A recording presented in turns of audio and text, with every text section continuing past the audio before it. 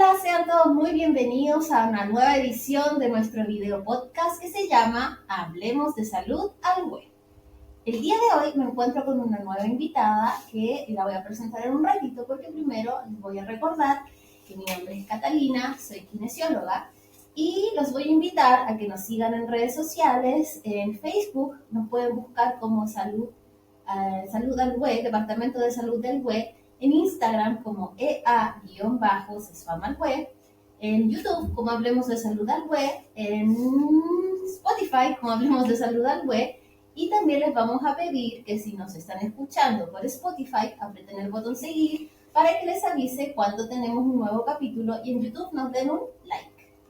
Y sin más preámbulos, este mes de agosto todavía, después de las lluvias, esperemos que todos estén bien, que no haya pasado a mayores consecuencias. Y hoy día me encuentro con Alejandra Solari, nuestra psicóloga, que le vamos a dar un aplauso.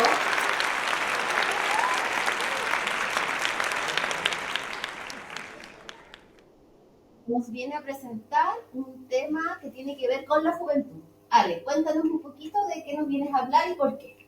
Lo que pasa es que, bueno, en este mes, entre las muchas cosas que se conmemoran, está el Día del Buen Trato y el Día contra el Bullying, ya que no es necesariamente lo mismo, pero me parece importante que hablemos de los dos temas. Y también estamos celebrando el Día de la Juventud. Sí, entonces agosto, que bueno, se celebra comercialmente el Día del Niño, pero también estas fechas tienen que ver con la OMS, ¿cierto? Y tienen que ver con salud y con la juventud, con los adolescentes, que es una etapa de la vida que hasta hace no tanto tiempo era como olvidada, como que pasaba como de niño a adulto. Y esta etapa de transición que es la adolescencia, la juventud entre los 10 y los 19 años estaba como un poco, como que se la saltaban, ¿cierto? Los médicos, la psicología, ¿cierto? Y hace no tanto tiempo que empezó a conmemorarse este Día de la Juventud y a la vez este Día del Buen Trato, que como dijo Alejandra, no necesariamente es decir no al bullying, sino que tratarse bien, ¿cierto? Sí, lo que pasa es que, mira, sobre la juventud, sí, es un invento de las sociedades modernas, porque como la sociedad se vuelve más compleja, las personas necesitaban un tiempo entre que eran niños y que eran adultos para prepararse para poder insertarse adecuadamente en el mundo, básicamente. O sea, eso se le conoce como moratoria psicosocial. Es ese tiempo que uno tiene como para estudiar, para tener conocimientos, experiencia, etc. Antes la adultez era como a los 15 años, ya tenías capacidad física reproductiva, ya eras adulto, te casabas, te ponías a trabajar y empezabas a producir. Y ahora, bueno, todos sabemos que la gente cada vez se va más tarde de sus casas porque estudian, hacen otras cosas. ¿Ya? Eso sobre la juventud. Y la juventud tiene sus desafíos propios. Entre ellos, encontrar la identidad, descubrir quiénes somos, descubrir qué nos gusta. Por eso empieza a tener importancia la relación con nuestros padres, con nuestros amigos. Por eso es normal alejarnos un poquito de nuestros papás, de nuestras abuelas, de nuestros cuidadores principales. Y hablemos ahora que lo mencionaste del tema de la identidad, que quizás para los papás, para los abuelos que se criaron en otros tiempos, esto de buscar la identidad quizás no lo entienden y no saben a qué se refiere, porque identidad no es lo mismo que el género biológico. Entonces quizás explicarle como qué es esto de la búsqueda de la identidad. Sí, lo que pasa es que la identidad contempla varios aspectos. Tiene que ver con descubrir quién uno es. Antes, como la sociedad era, como el mundo era más difícil, era más duro, la gente no tenía mucho tiempo de pensar en eso. O mejor dicho, solo las clases más privilegiadas tenían tiempo de buscarse a sí mismos. Pero ahora, como la vida es un poquito más sencilla, tenemos espacio para pensar en quiénes somos. La identidad se compone de varios aspectos. ¿Qué nos gusta? ¿En qué creemos? Y entre esos aspectos está la identidad de género. Aquí hay que hacer un paréntesis. La sexualidad humana es algo bien complejo. ¿Ya? Y uno podría distinguir que tiene 4 partes. Uno es el sexo biológico. ¿Ya? Están los machos, están las hembras y están los intersexuales. ¿Por qué es importante esto? Porque hay gente que tiene genitales femeninos, que tiene hormonas femeninas, que tiene cromosomas femeninos, ¿ya? Que son básicamente biológicamente mujeres o hembras. Hay gente que tiene genitales masculinos, que tiene hormonas masculinas, que tiene unos cromosomas masculinos, que son como los machos de la especie humana. Y hay gente que tiene de los dos. Antes, como no se tenía mucho conocimiento, los médicos miraban, así como decían, no, me parece que este es un macho. Y cortaban lo demás. Ahora las recomendaciones es que se espere, cosa que la persona pueda crecer y pueda definir si quiere quedarse como de una manera, si quiere quedarse de la otra, o si considera que su cuerpo está perfecto como está, que no necesita ninguna operación y que tener características tanto de hembra y de macho está súper bien y no pasa nada. ¿Ya? Eso referente a lo biológico. El otro punto tiene que ver con la identidad de género, que tiene que ver cómo con este cuerpo sexuado que tengo me identifico. Y ahí hay varios. ¿Ya? Uno podría dividir dos categorías. Están los cisgéneros, que somos aquellas personas que nuestro sexo biológico y nuestra identidad de género coinciden. Soy hembra biológicamente y me considero mujer, entonces soy una mujer cis. Y están los transgéneros, que son aquellos que su identidad de género y su sexo biológico no coinciden. ¿Ya? Por ejemplo, soy una macho de la especie humana, tengo genitales masculinos, pero me considero una mujer, entonces soy una mujer trans. También están aquellas personas que consideran que puedan ser femeninos en un momento y masculinos en otro, ya que son género fluido. Hay personas que dicen que yo no soy ni mujer ni hombre, yo soy yo, ¿ya? Que pueden ser género no binario. Y así hay una serie de identificaciones e identidades que uno puede tener. ¿Mm? Después tenemos la orientación sexual. Antes que sigamos con eso, porque no es para estigmatizar a la gente mayor, pero como derribar un poco el mito de que esto es como una moda, de esto de tener los distintos identidades, de que si alguien es no binario o trans, que antes como se puede decir a alguien que es muy mayor, decir, pero es que en mi época eso no se veía, eso lo inventaron ahora. Entonces, como para desmitificar que no es una moda, de que en realidad es algo que la gente siente como su normalidad y que por lo tanto debe respetarse y que no es algo que se le va a pasar. No, eso, dos cosas. Primero, hay culturas que han tenido identidad de género incorporada desde hace mucho. ¿Ya?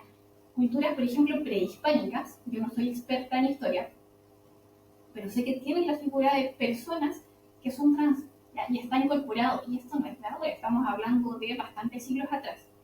Y en India también se consideraba que aquellas personas que, por ejemplo, eran intersexuales eran como representaciones de dioses. Entonces, no, primero no es un invento moderno. Y como tú dices, no se les va a pasar.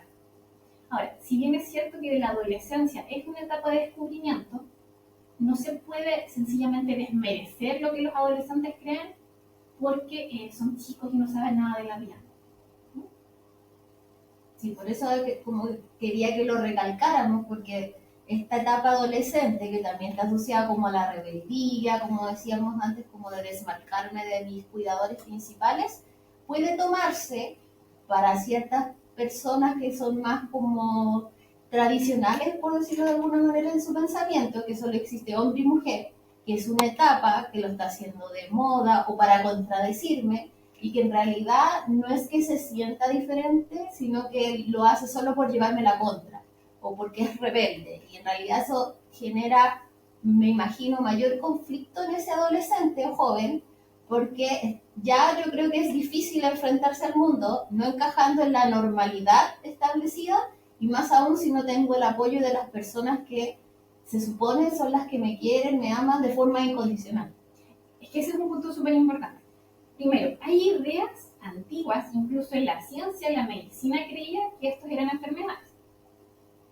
Pero la medicina, porque la medicina como cualquier ciencia está atravesada por creencias éticas y políticas de su tiempo. Ya ninguna disciplina humana es ajena al humano.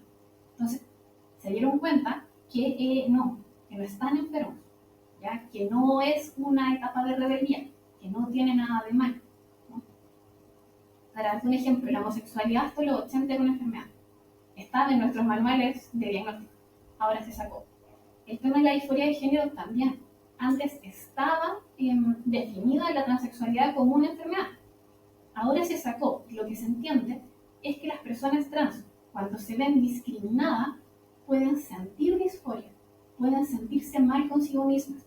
Pero no tiene que ver con el ser trans, tiene que ver con el odio, el maltrato que reciben de su entorno. Y sobre eso quiero puntualizar.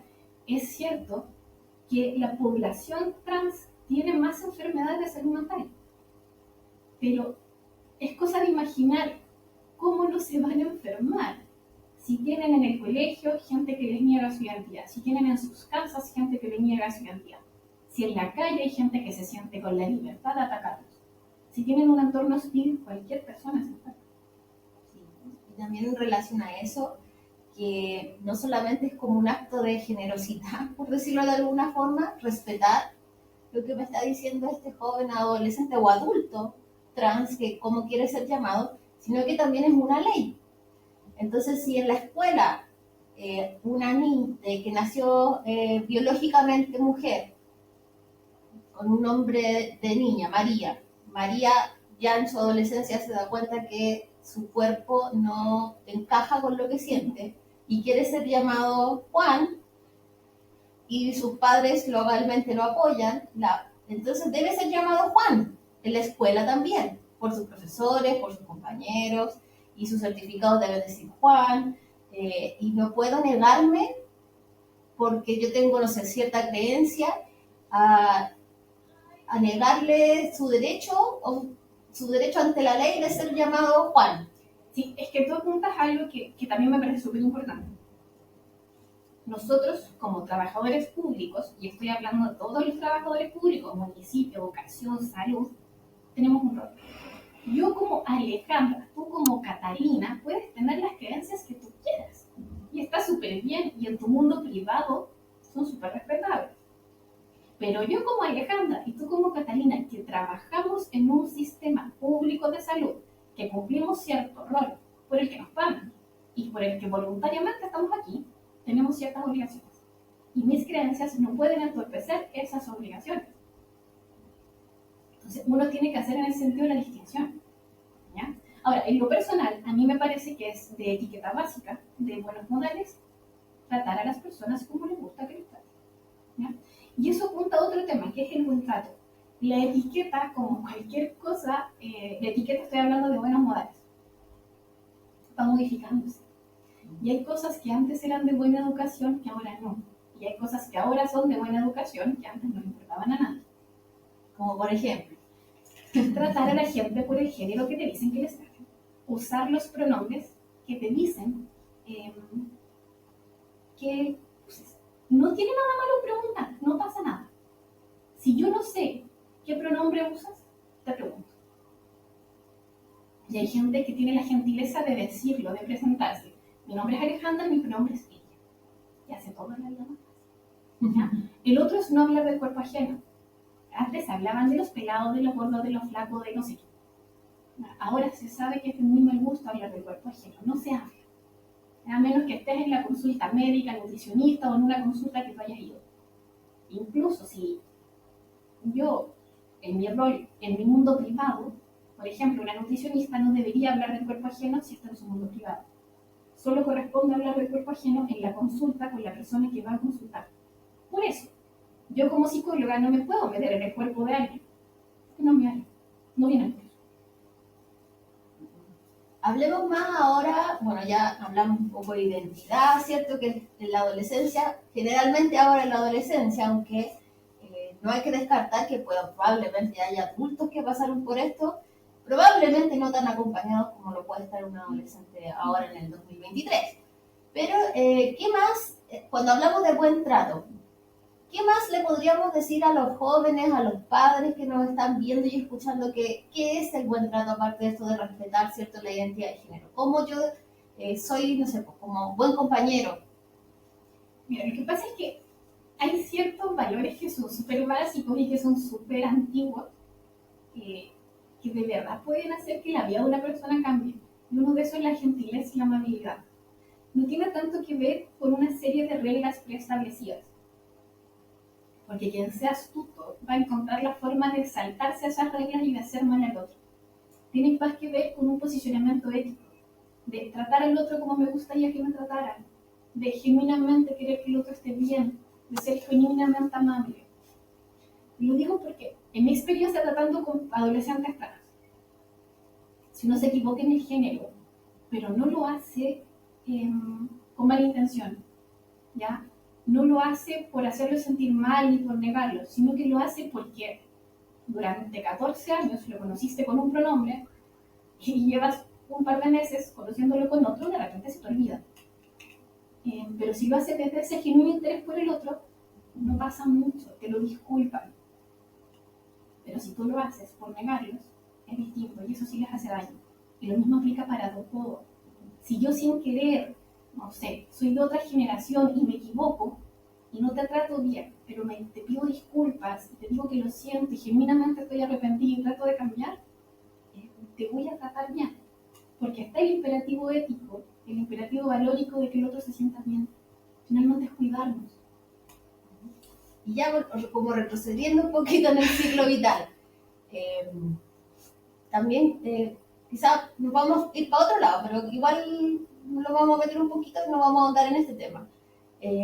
¿Cómo le enseña a un niño a ser amable? ¿Eso se enseña o se aprende observando? Se aprende observando. La mejor forma de enseñarle a un niño a ser gentil es tratarlo gentilmente. Yo he escuchado eso de que es que ahora a los niños les enseñan puros derechos y no se les enseñan los deberes.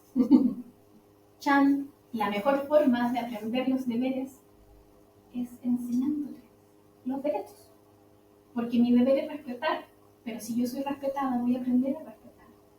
Mi deber es llegar a la hora, pero si mis papás me cumplen y llegan a la hora conmigo donde tengo que ir, y por ejemplo, se levantan temprano para no tener que gritarme, para que me levante temprano, para no llegar tarde al colegio, voy a aprender que es importante prepararme, que es importante levantarme temprano para no llegar tarde.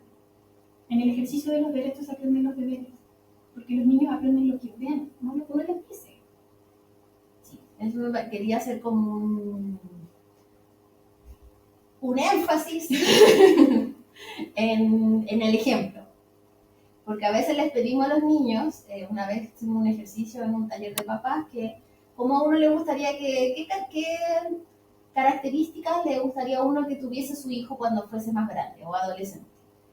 Que sea respetuoso, que sea amable, que sea gentil, que sea inteligente, una lista gigante de puras cualidades.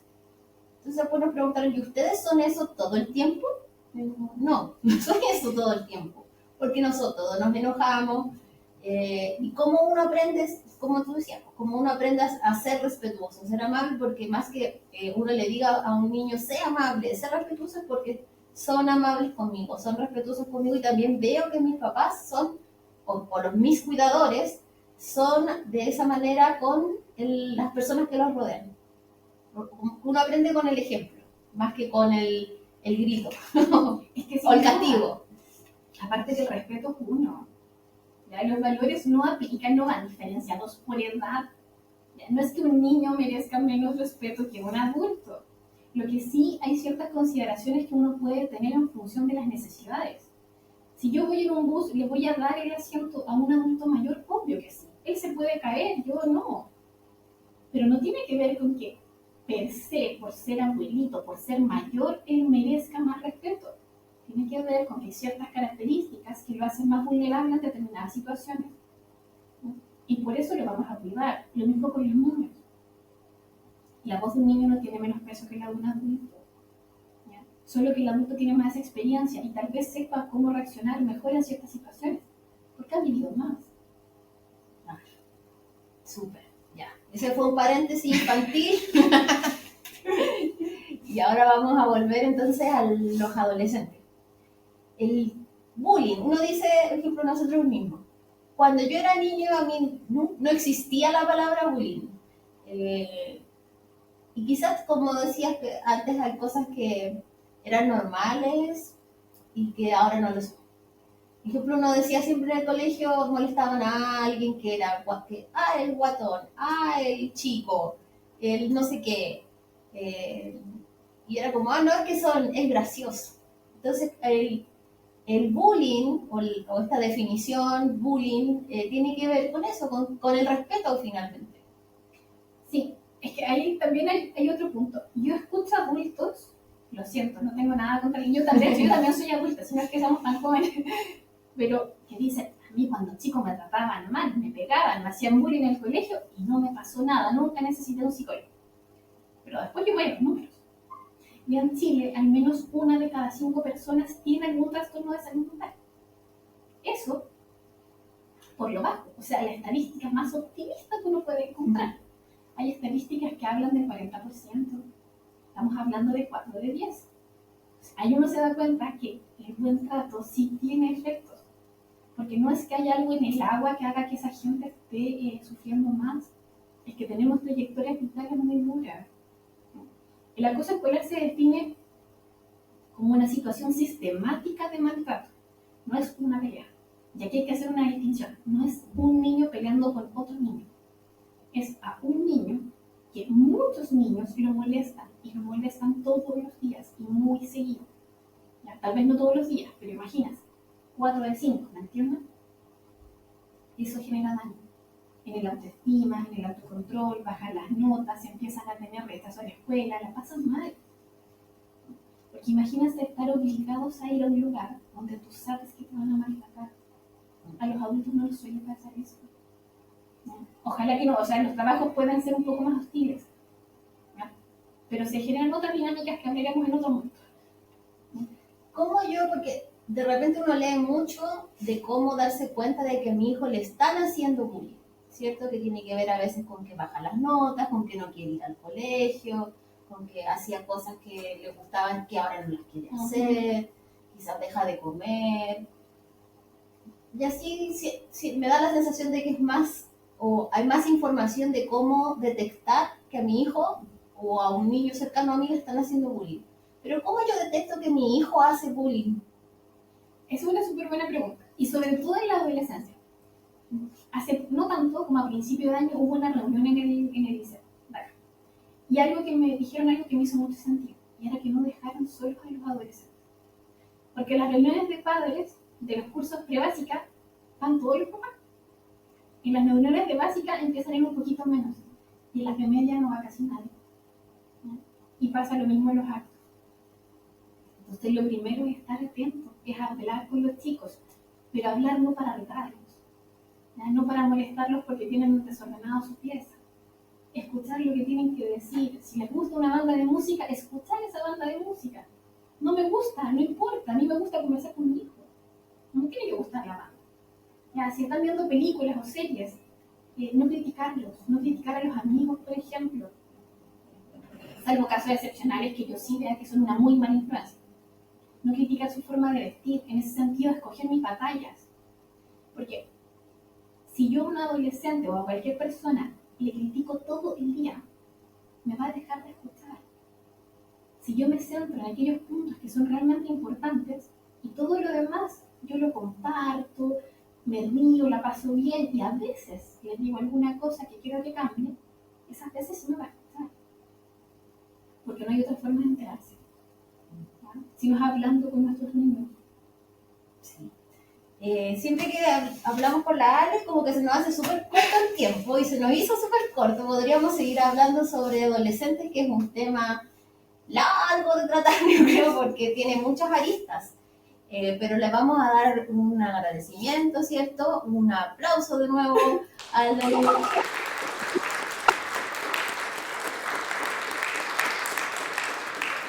para otra sección de nuestro podcast. Se llama recomendaciones. Entonces, vamos a Alexia, que quieres recomendar alguna película, serie, página, libro.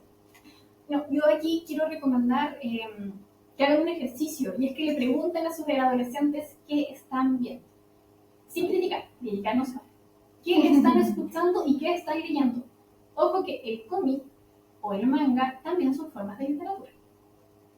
¿Ya? Y que lo que sea que les recomienden, lo lean. O lo vean o lo escuchan. Pero sin criticar. Qué difícil.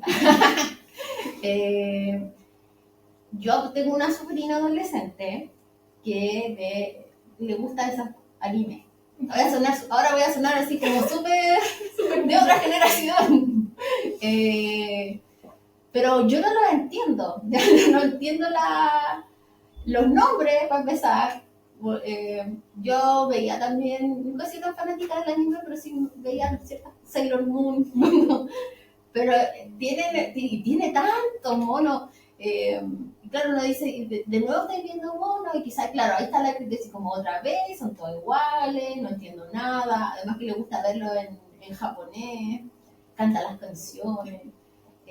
Claro, de repente son cosas que uno no entiende, pero quizás sí acompañar, ¿cierto? Preguntar de qué trata la temática, el año, porque hay unos que son, es como todo un mundo el tema del anime. Pero sí, puedo acompañar, preguntar. Yo creo que a los adultos nos cuesta mucho no juzgar, porque uno tiende a decir como, ¿y por qué? ¿Para qué? Cuando uno ve algo, una película, lee un libro, nadie le pregunta, ¿y para qué lo lees? Es como porque me gusta, o sea, como que uno, sonaría raro que alguien un adulto le pregunte a otro adulto, ¿por qué ves eso? ¿Por qué lees eso? Es como que no, porque no se hace. Entonces, como pasa que a los adolescentes tampoco uno le dice, ¿pero por qué escuchas eso? Es como, porque me gusta. Y es como, no tengo por qué argumentar. ¿Por qué más? Porque ¿para qué más? Sí. Entonces creo que es súper buen consejo, súper buena recomendación, ¿cierto? Vamos a darle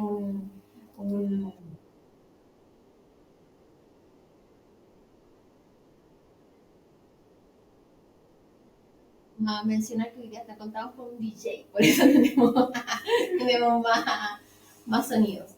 Y bueno, vamos a agradecer, ¿cierto?, a la Alejandra por la recomendación de escuchar finalmente, que va muy de la mano de lo que habíamos conversado en el bloque anterior. Y los vamos a dejar invitados para que nos sigan, como les dije, vamos a volver a repetir, que nos sigan en Instagram por EA-al-web, en Facebook como Departamento de Salud al Web. También la municipalidad nos ayuda a promover todas las cosas que hacemos en el podcast y por promoción. En YouTube, donde se están subiendo los capítulos que ahora están en video de este podcast. En Spotify, donde nos pueden encontrar como Hablemos de Salud al Web. Y importante que pongan el botón seguir en Spotify, el like en YouTube. Y si les gusta este contenido, si quieren que sigamos haciéndolo, les vamos a pedir que en Spotify nos califiquen con 5 estrellitas o lo que ustedes crean que este podcast se merece.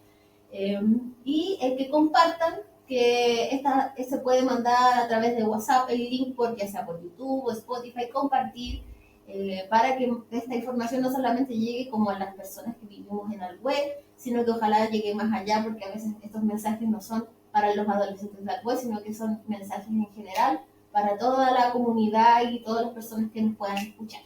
Así que muchas gracias, Alejandra. Gracias por la invitación. Sí. ¿Y algún mensaje, algo que quieras decir como un mensaje final de cierre? Eso, es que y en parte ya lo dije, que de verdad la amabilidad y la gentileza salvan la vida de la gente. Algo súper importante que a veces se olvida. Entonces vamos a hacer como el mensaje de esta semana, la tarea para la casa. Seamos amables, como respete para que lo respeten y que Dios nos ampare.